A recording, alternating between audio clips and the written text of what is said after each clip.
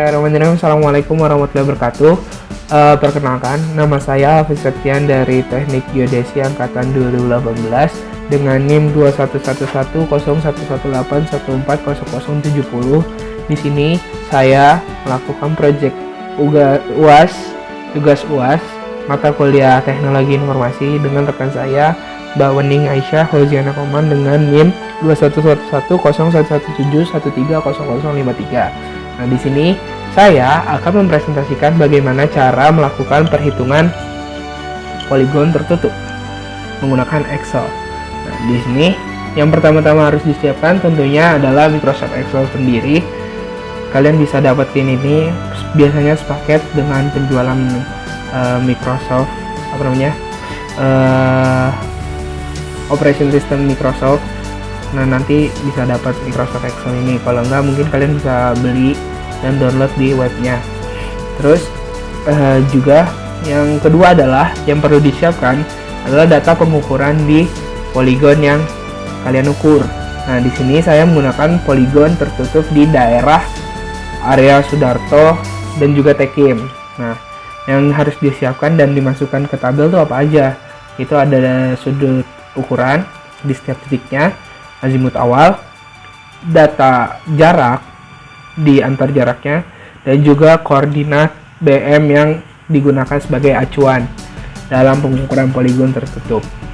Nah, cara-caranya tuh gimana sih buat kita bisa dari sudut dan jarak hingga ketemu koordinat di setiap titiknya?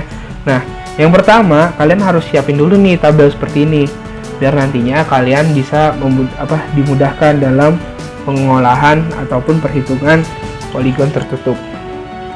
Ketika kalian sudah bikin tabel seperti ini yang bisa dioprak-aprik seenak mungkin. Nah, yang pertama kalian masukin dulu semuanya.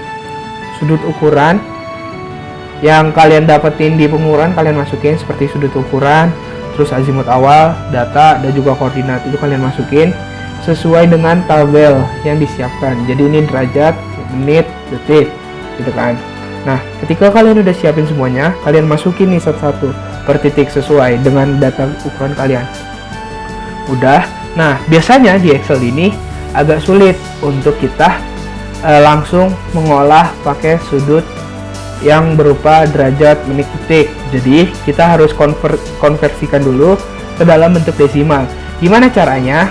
Nah, caranya itu kita untuk melakukan konversi ini biasanya pakai pembuka rumus, yaitu sama dengan, terus kita klik derajat yang pengen kita ubah ke dalam bentuk desimal di sudut ukuran yang kita pengen ubah, terus juga kita plus, kita bikin tambah dalam kurung, kita buka kurung, kita bikin 21 ini D9 atau D8 ini dibagi 60, tutup kurung, ditambah dengan nih E9 ini E8 E9 ini dibagi 3600, terus tutup kurung. Nah, nanti hasilnya jadinya kayak gini.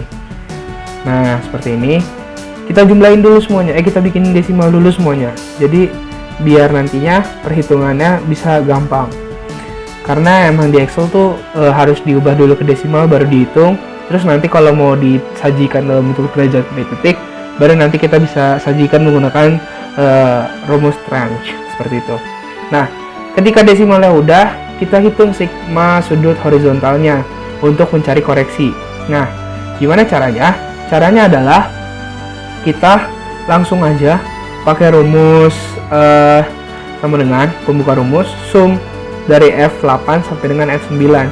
Udah kayak gitu, nanti langsung keluar hasilnya di tabel kalian yang kalian udah tulis rumus. Nah, ini 3420 ini di Excel saya tuh settingannya tampilannya langsung ke pembulatan. Kayaknya emang Excel yang umum seperti itu. Nah, ketika kita udah menjumlahkan atau mensigmakan seluruh sudut ukurannya, nah kita bisa nyari sudut koreksinya nih. Dengan cara apa? Dengan cara, nah ini 0,0092 ini dapat dari mana kan? Nah, 0,0092 ini dapat dari sudut benar, jumlah sudut horizontal benar dikurang, bukan yang ini ya, sudut benarnya, itu yang N-2 kali 180. Nah, Jadi kita kan melakukan pengukuran di 20 titik kan. Nah, di 20 titik itu ada kayak semacam nilai acuannya gitu untuk sebenarnya tuh yang lolos koreksi tuh di berapa.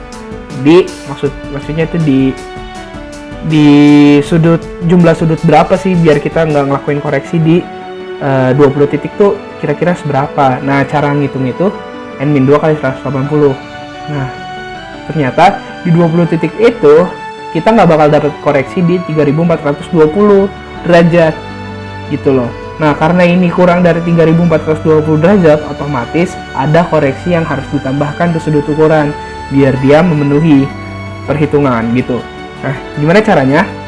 Kita ketik aja kayak tadi N-2 kali 180, hasilnya itu 3420. Nah, ini sudut ukurannya ya. Kalau dijabarin yang ini kita pakai rumus tranche. Nah, iya. Jadi sekalian aja kita bakal jelasin gimana caranya kalian bisa mengubah bentuk desimal ke dalam derajat menit detik. Yang pertama, kalian pencet sama dengan tranche, terus abis itu pencet yang mau kalian ubah ke derajat menit detik. Nih ya, tranche G53. 53 itu yang ini. Kan ini F51 kan? Sama. Terus yang kedua itu kalian tetap tranche, terus dikurangin sama sudut yang ini. Jadi tranche kan tadi ini udah di tranche nih. Nah, kalian kurangin yang ini. Jadi gini bentuknya. G53 dikurang D53. Jadi ini dikurang ini. Nah, tapi kalian ada tambahan rumus lagi, yaitu dikali 60 karena dalam bentuk menit. Nah, hasilnya jadi 59. Terus selanjutnya adalah ini.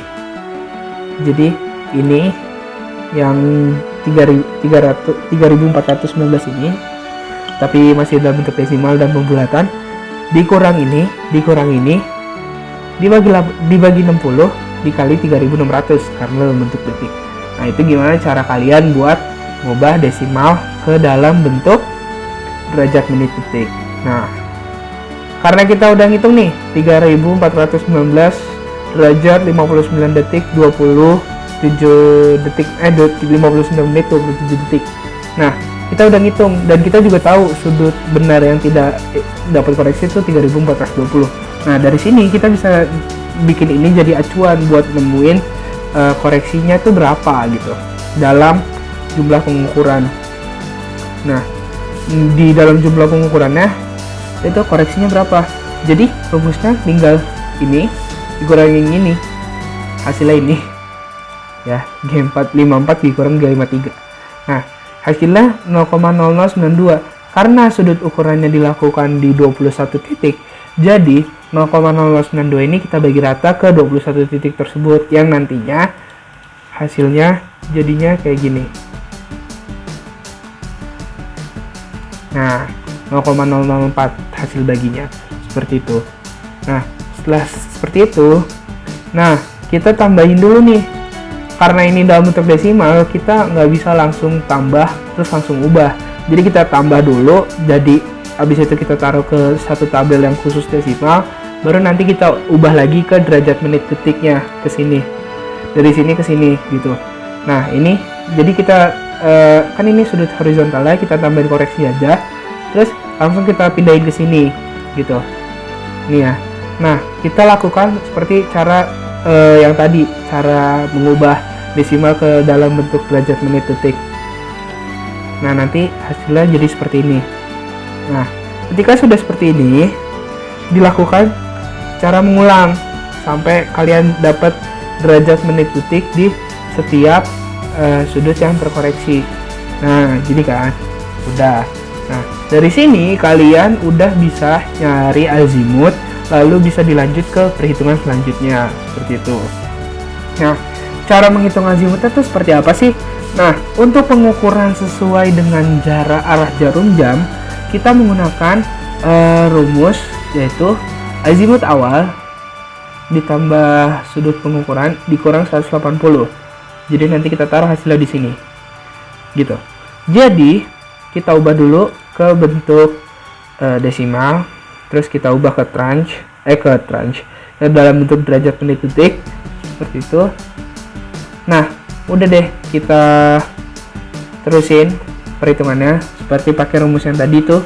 Nah, ini O9 dikurang 180 ditambah K10.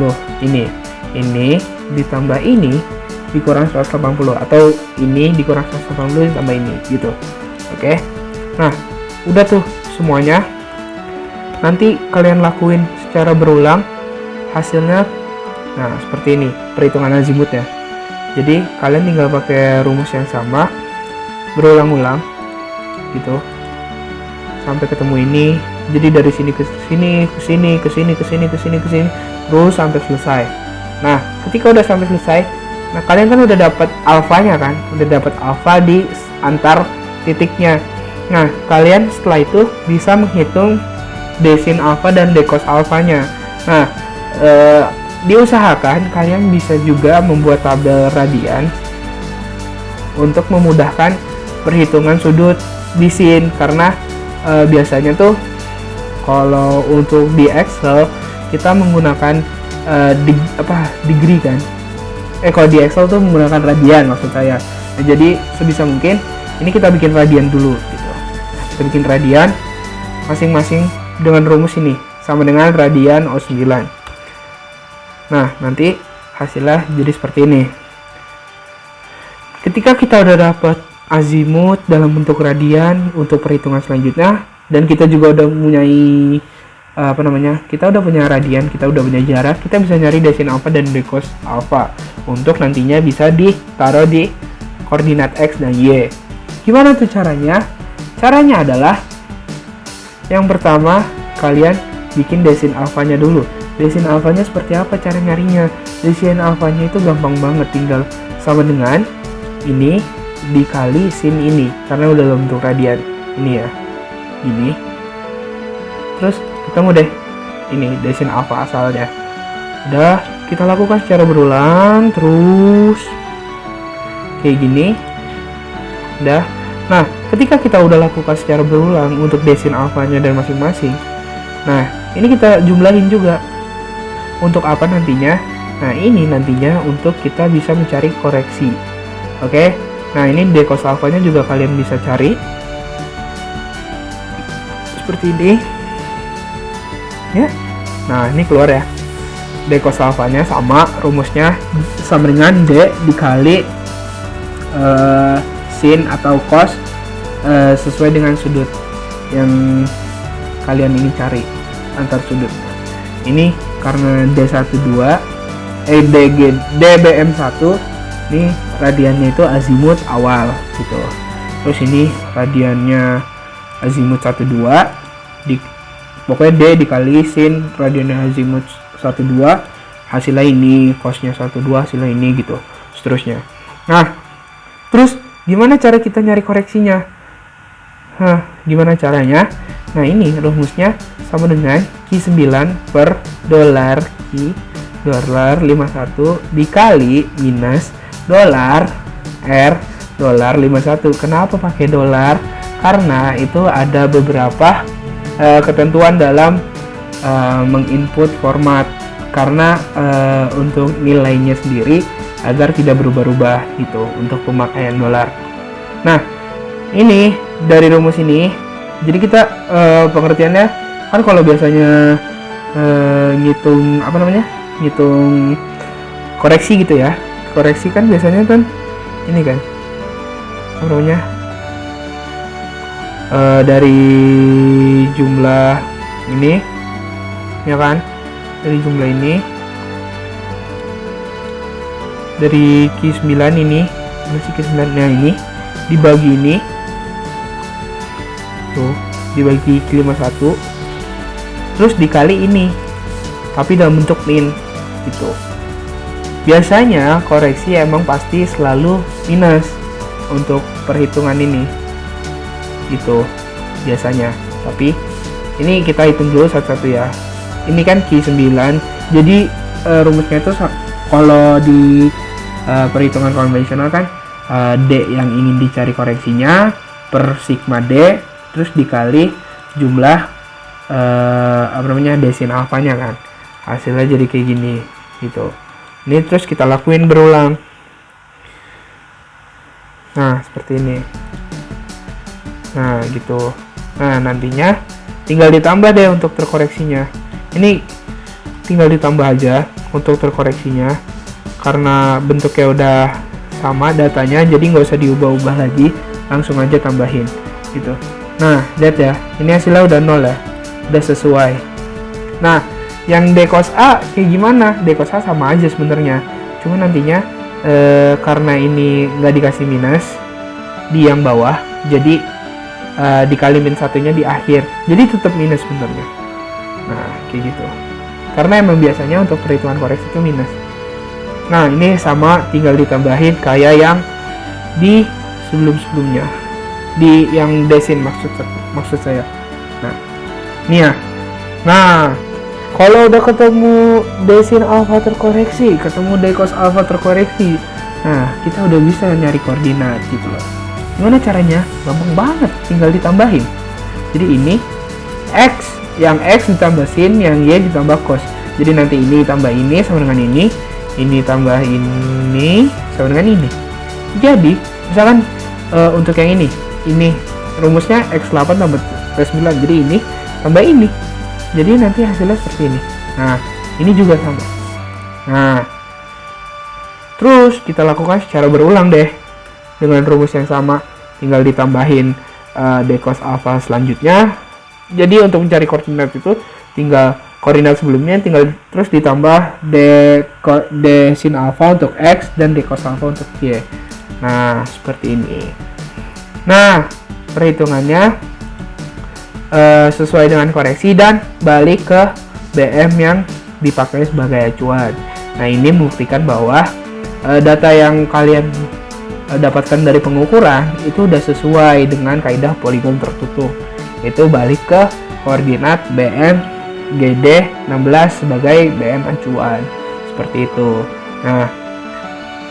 Nah, ini ketelitian linear dalam poligon tertutupnya. Gimana cara ngitungnya? Cara ngitungnya itu adalah akar nih S51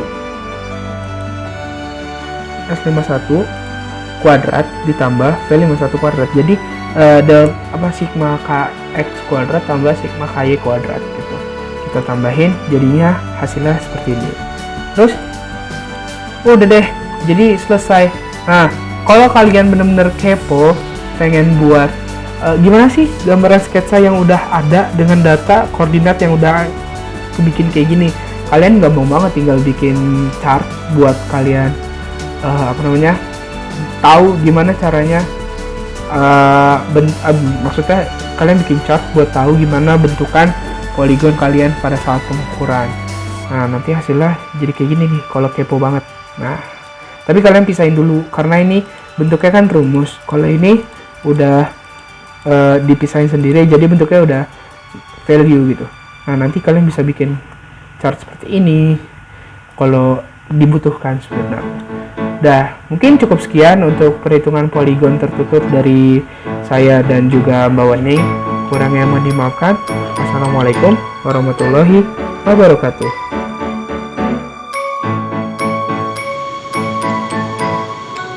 Untuk melakukan plotting poligon pada AutoCAD dan untuk melakukan pembuatan kontur diperlukan data-data hasil pengukuran berupa koordinat X, Y, dan Z. Di sini kami memiliki data koordinat poligon utama dan koordinat spot height yang merupakan hasil pengukuran lapangan yang berlokasi di daerah Gedung Sudarto dan Tekim di Universitas Diponegoro. Pada format penulisan data ini yaitu P poin atau nama titiknya, kemudian koordinat X atau yang biasa disebut dengan easting, kemudian koordinat Y atau yang biasa disebut dengan northing, kemudian koordinat Z atau tinggi, data tingginya, dan yang terakhir adalah deskripsi dari titik tersebut. Jika kita sudah memiliki data ini, kemudian kita buka software AutoCAD. Di sini kami menggunakan software AutoCAD Landscape 2009. Pertama, kita lakukan pembuatan project baru. Di sini klik Create Project, kemudian pilih default saja yang satuannya meter. Ini bisa sesuai dengan kebutuhan juga. Kemudian beri nama projectnya.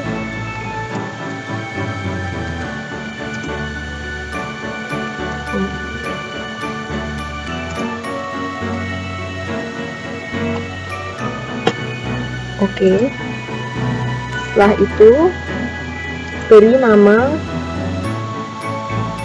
file drawingnya ini. Saya beri nama sama saja.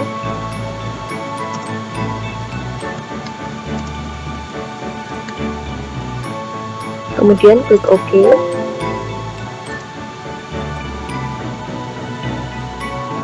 Di sini bisa dipilih sesuai dengan kebutuhan.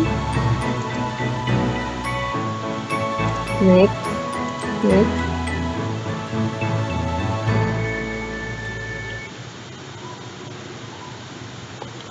Kemudian pada koordinat ini pilih koordinat menggunakan sistem UTM WGS 84. Karena lokasi pengukuran berada di Kota Semarang, maka kami menggunakan UTM WGS 84 zona 49S atau 49 South. Kemudian klik next.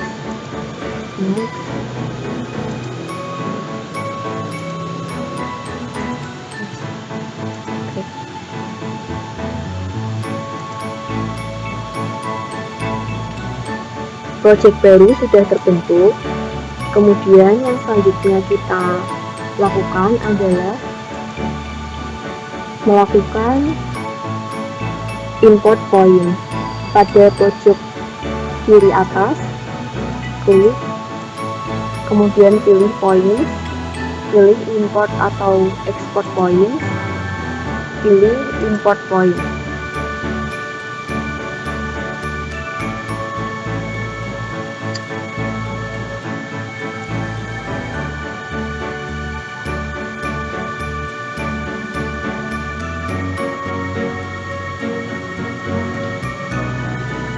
Penentuan sistem koordinat tadi sangatlah penting karena akan mempengaruhi dari lokasi peletakan titiknya. Di sini akan muncul format manager import point, kemudian pilih format data yang akan kita masukkan. Jadi karena kami menggunakan format datanya PENZD, maka kami pilih PENZD, dan pemisahnya menggunakan koma, maka dipilihnya koma delimited.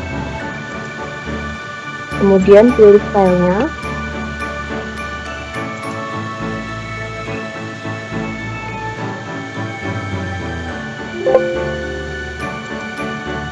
Pertama pilih file poligon utamanya terlebih dahulu.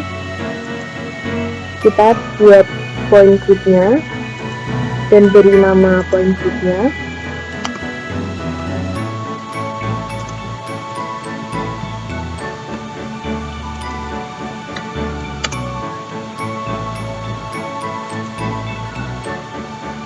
Kemudian klik OK.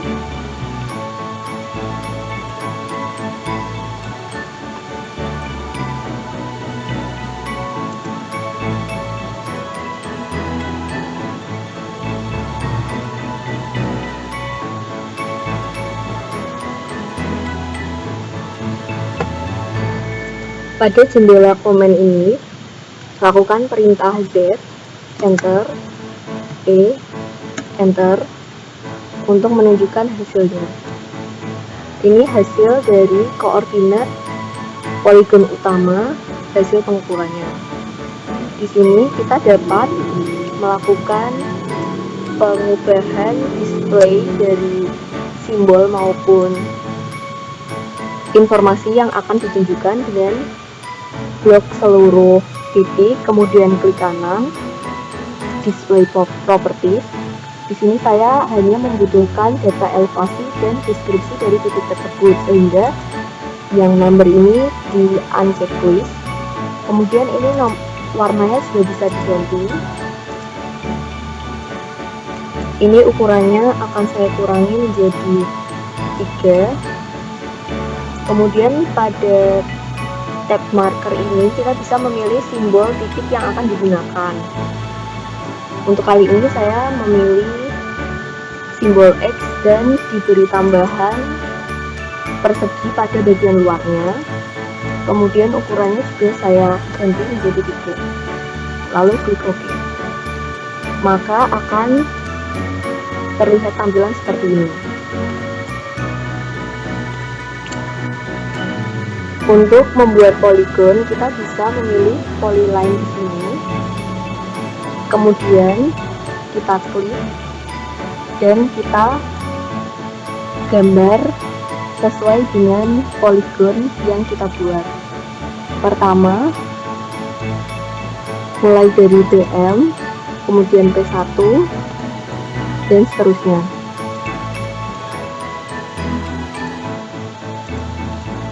Selain itu, untuk membuat polyline kita juga bisa mengetikkan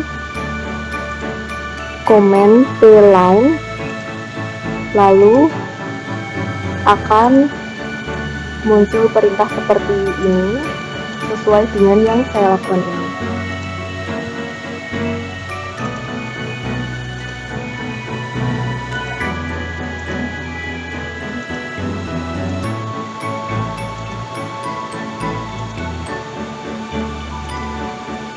Setelah selesai membuat poligonnya, klik kanan, enter. Nah, di sini sudah terlihat gambar dari poligon hasil pengukuran kami.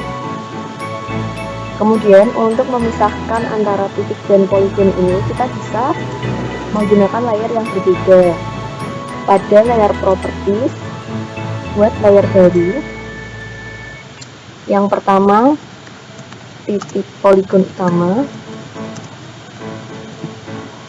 Kemudian saya buat lagi poligon utamanya.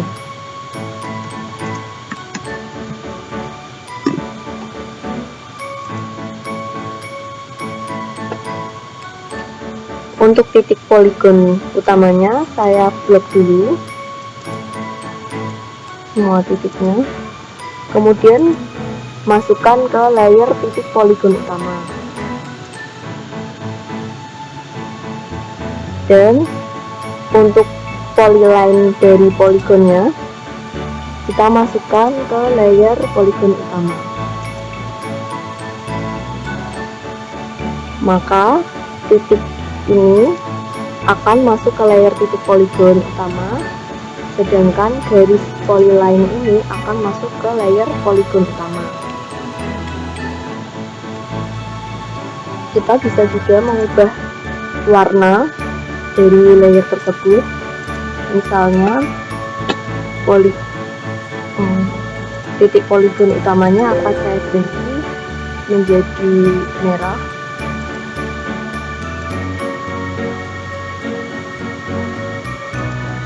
Maka otomatis titik poligon utama tadi akan diganti warna menjadi merah.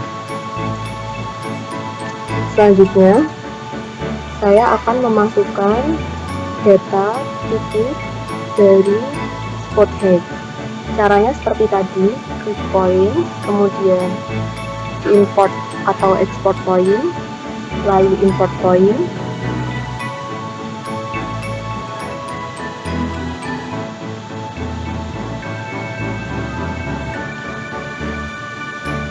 Tunggu prosesnya sejenak.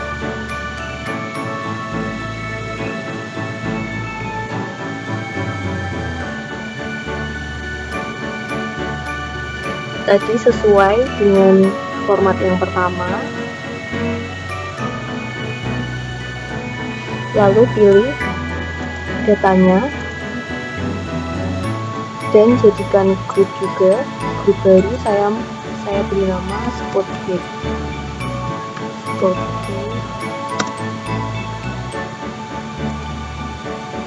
kemudian klik OK.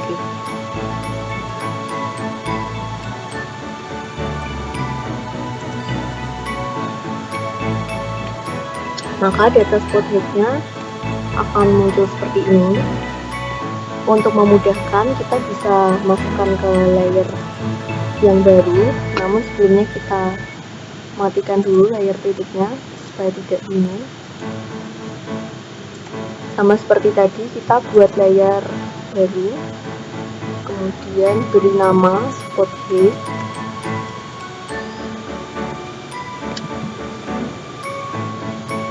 Ganti warnanya sesuai keinginan, misalnya saya ganti biru.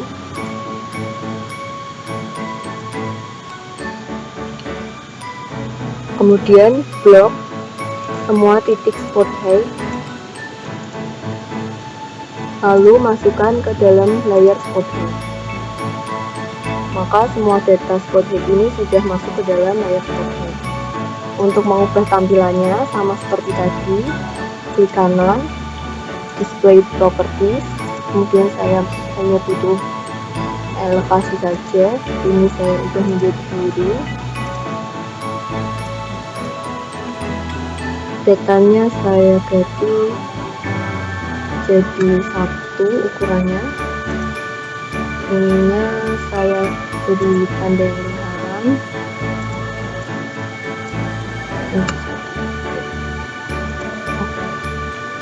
Maka datanya akan terlihat seperti ini.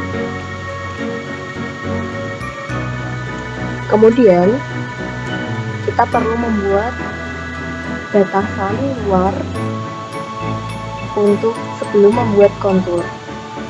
Sini kami menggunakan rectangle dan juga batas luarnya seperti ini. Nah, masukkan ini ke dalam layar baru lagi.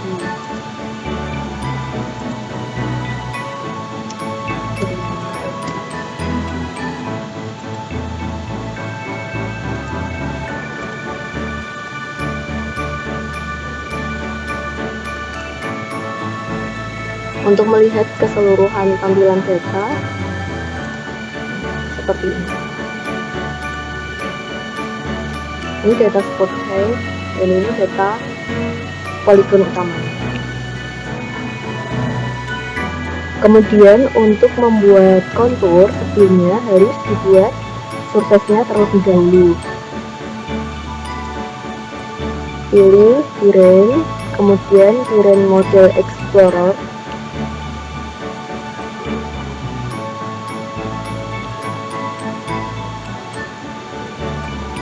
Klik kanan pada Terrain, klik New Surface. Kemudian klik kanan, ganti nama surface-nya. Misalnya saya membuat nama Sudarto.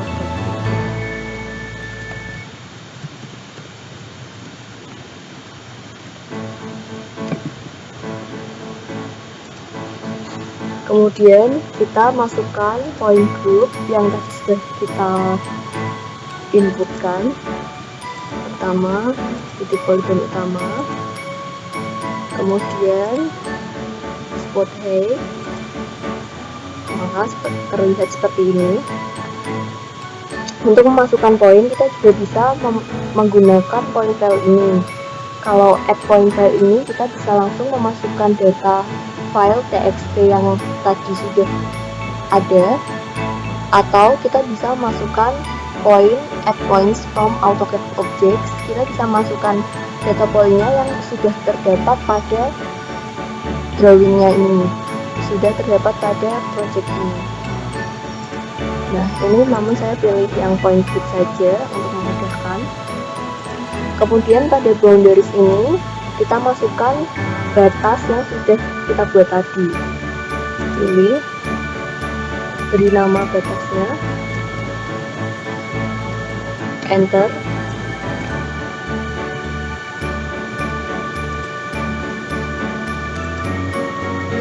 Kemudian kita cek dengan Terrain Model Explorer lagi. Ini datanya sudah masuk, boundariesnya juga sudah masuk. Yang selanjutnya kita build surface-nya. Klik kanan, kemudian build. Lalu klik OK. Nah, di sini surface-nya sudah selesai di build.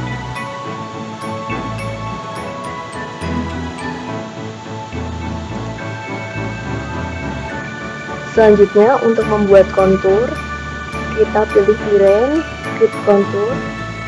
Namun sebelumnya kita bisa set current surface terlebih dahulu untuk menyimpan surface yang tadi.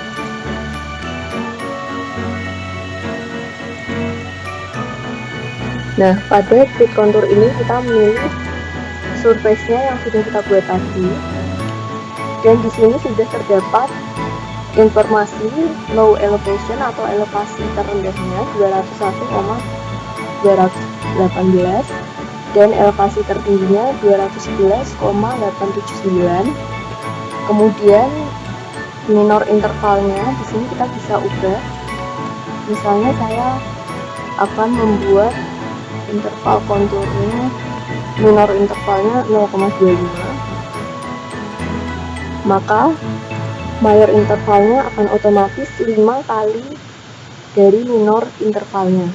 Karena di sini 0,25, maka mayor intervalnya 1,25. Kemudian di layer ini bisa kita ganti namanya.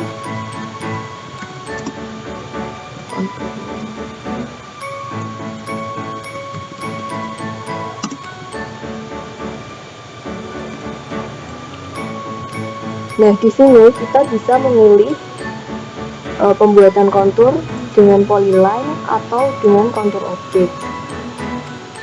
Ini saya akan menggunakan kontur objek, kemudian pilih Style Manager, kita atur konturnya. Kita bisa memilih option smoothingnya, ada 3 pilihan. Untuk no smoothing ini konturnya akan kasar seperti ini, lancip-lancip. Kemudian kalau add vertices ini kita bisa mengatur smoothingnya antara 0 sampai 10. Dan di spline curve ini konturnya akan terlihat sangat smooth, menyerupai oval. Nah, untuk kali ini saya menggunakan yang add vertices, ininya smoothingnya 1. Di sini label displaynya saya akan pilih label only, dan di teksnya 1 saja cukup, presisinya 3. Di sini kita bisa melihat preview hasilnya. Nah, seperti ini. Oke, labelnya sini. Ini kita bisa atur sesuai dengan kebutuhan kita. Kemudian kita klik apply, oke. Setelah semuanya teratur, kita klik oke.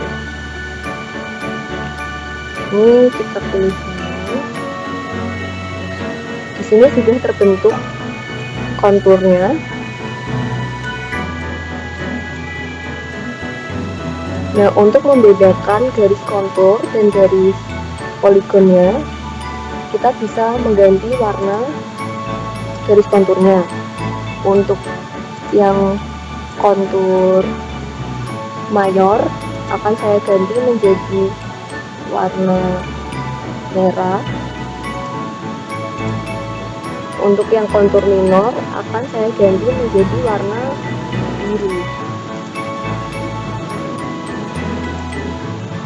Nah, maka akan terlihat seperti ini. Di sini kita bisa lihat bahwa konturnya ini sangat rapat di beberapa tempat, namun tidak terjadi garis kontur yang bersilangan. Jadi garis konturnya tidak ada yang bersilangan ataupun bertabrakan.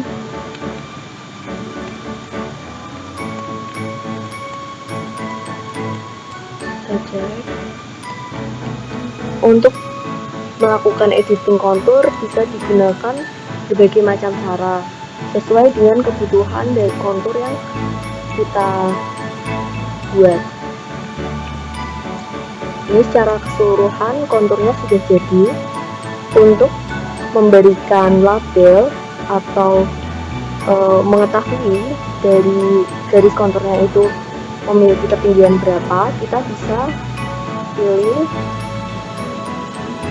ireng, kemudian kontur label.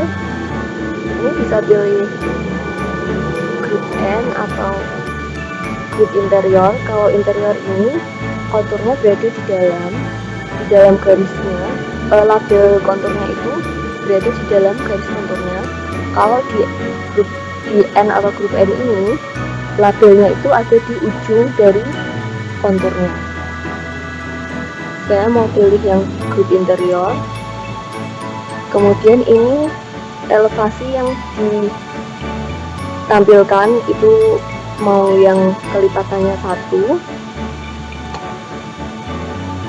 Kemudian klik OK. Di sini kita pilih start point dan end point untuk yang akan diberi nama.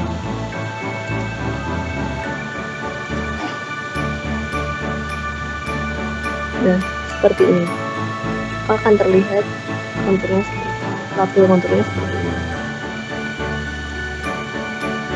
Mungkin di sebelah sini akan saya kemudian di sebelah sini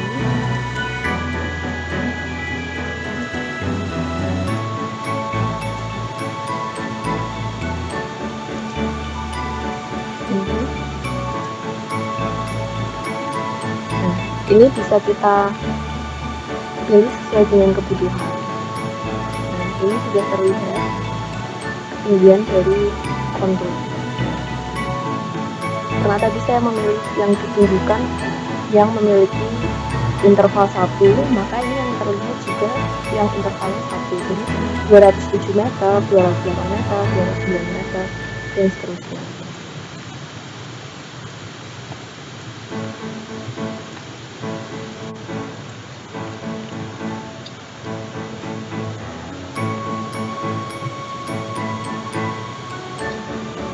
Untuk melakukan editing kontur, kita bisa menggunakan berbagai cara.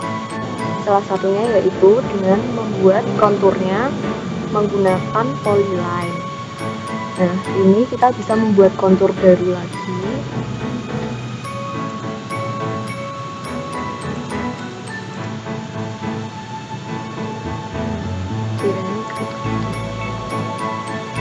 Nah, namun di properties ini kita pilih polyline. Ininya sama sesuai dengan tadi. Nah, di sini saya pilih layer yang baru lagi. Misalnya ini saya beri nama, saya tambah nama menjadi fill-line untuk membedakan antara kontur yang menggunakan kontur objek atau yang menggunakan polyline. Kemudian klik OK.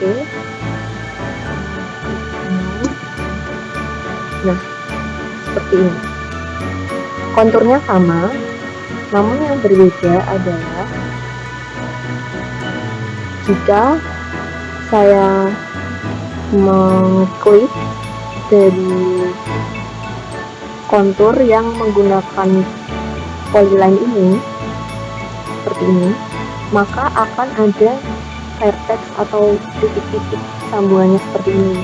Sehingga jika kita akan melakukan editing kontur, kita bisa langsung menggeser titiknya.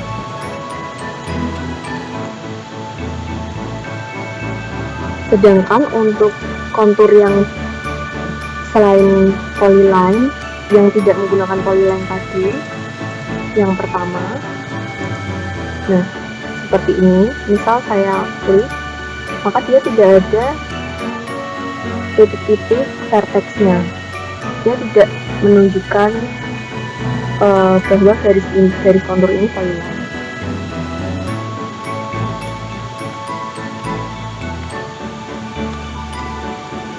Misalnya saya ingin melakukan editing kontur bagian sini, namun saya akan menggunakan layer yang garis konturnya itu polyline. Saya matikan dulu kontur yang pertama ini, kemudian saya nyalakan kontur yang menggunakan polylight. Saya mau mengubah warnanya dulu, sama seperti yang kontur biasa tadi, menjadi saya ganti hijau tua saja. Kemudian yang ini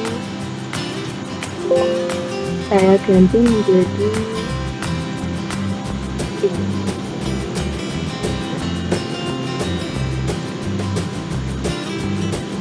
Misalnya saya ingin melakukan editing kontur sebelah ini karena ini terlihat terlalu lancip seperti ini bisa saya ubah seperti ini. Kita gantikan posisinya menjadi seperti ini, seperti itu. Misalnya ini yang akan kita, misalnya seperti ini yang akan kita lakukan editing, ini bisa langsung kita ubah seperti ini. Nah, namun proses editing ini tidak serta-merta langsung mengubah garis-garis konturnya saja. Kita juga harus memperhatikan kondisi yang ada di lapangan.